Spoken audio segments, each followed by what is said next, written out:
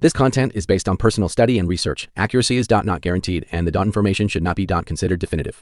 Yukbo, among dakong pagtahod sa Dios nga makagahom, nga nagbuhat sa langit ug sa yuta. Tag-iya sa tanang makita ug dili makita, ang amahang langitnon. Ug sa iyang bugtong anak nga si Jesucristo, ang nagpalansang sa krus alang sa kapasayloan sa mga sala.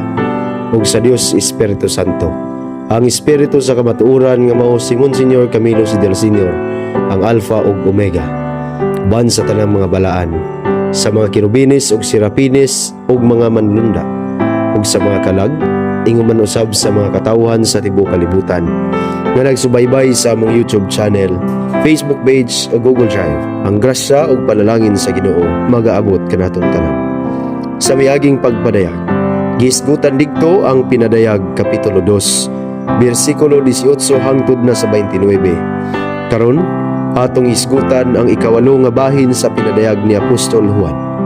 Sumala pa sa Pinadayag Kapitulo 3, bersikulo 1 hangtod na sa 6. Nga nagaingon dinhi, ang sulti ngadto sa Sardis, o ngadto sa manulunda sa iglesia sa Sardis, isulat mo kini.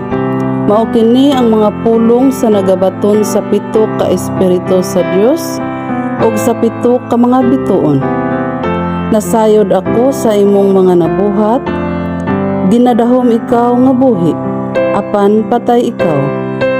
Pagmata ug lig-una ang nahibilin nga hapit na mamatay. Kay ang imong mga buhat, wala ko makita nga hingpit sa atubangan sa akong Dios. Busa, hinumdumi ang imong nadawat ug nadungog. Tumana kini ug paghinulsol, kay kun dili ka man ugaling magmata, nan muanha ako ingon sa kawatan, ug dili ka mahibalo unsang taknaa pagaanhaon ko ikaw.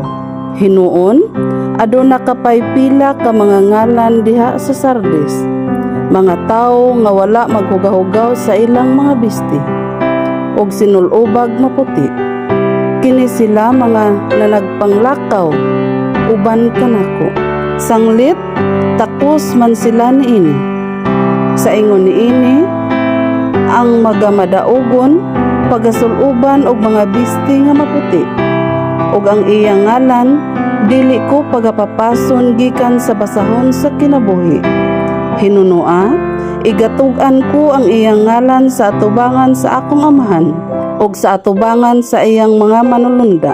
Ang adunay igdulungog kinahanglan magpatalinghog sa sulti sa espiritu ngadto sa mga iglesia.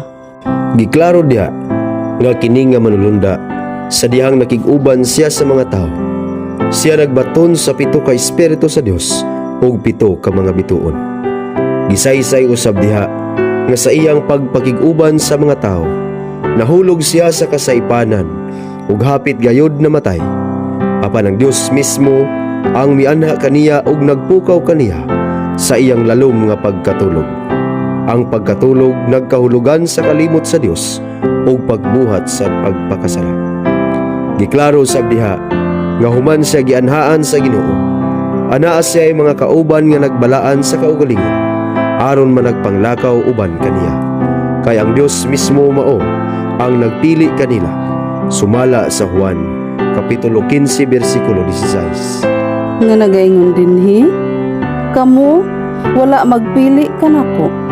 Hinunoa, ako mao ang nagpili kaninyo ug nagtudlo kaninyo aron managpanglakaw kamo ug managpamunga ug magalungtad ang inyong bunga, aron nga pinaagi sa akong ngalan igahatag kaninyo sa amahan ang bisan unsang butang nga inyong pangayuon kaniya. Kini sila giila sa Dios nga iyang mga higala. Sumala sa Juan Kapitulo 15, mga sugod sa bersikulo 14 hangtod na sa 15. Nga nagaingon dinhi, kamo mga higala nako, kung magatuman kamo sa akong isugo kaninyo, dili ko na kamo nganlan nga mga ulipon, kay ang ulipon dili masayod sa ginabuhat sa iyang agalon. Apan ginganlan ko kamo nga mga higala, Kay ang tanan nga nadungog ko gikan sa akong amahan, kini gipahibalo ko man kaninyo. Mao nga giklaro diha sa Pinadayag Kapitulo 3 versikulo 5. Nga daghang manulunda ang magpaila ug ipaila diha kaniya ug kanila. Nga nagaingon dinhi, sa ingon niini ang magamadaugon, pagasuluban og mga bisti nga maputi, ug ang iyang ngalan dili ko pagapapason gikan sa basahon sa kinabuhi. Hinunua, igatug-an ko ang iyang ngalan sa atubangan sa akong amahan ug sa atubangan sa iyang mga manulunda. Giklaro nga ang tanang naay dalunggan kinahanglan manimati kaniya.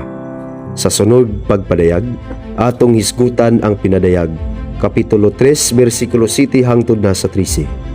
Aron masubaybayan ang mga video nga among ginahimo alang sa pagpadayag mahitungod sa maayong balita, palihog og tanaw sa among Google Drive, ang Espiritu sa Kamatuoran, ug subscribe sa among YouTube channel, ug react sa Facebook page, ug kontak sa numero 0965-055-9024. Daghang salamat sa inyong panahon.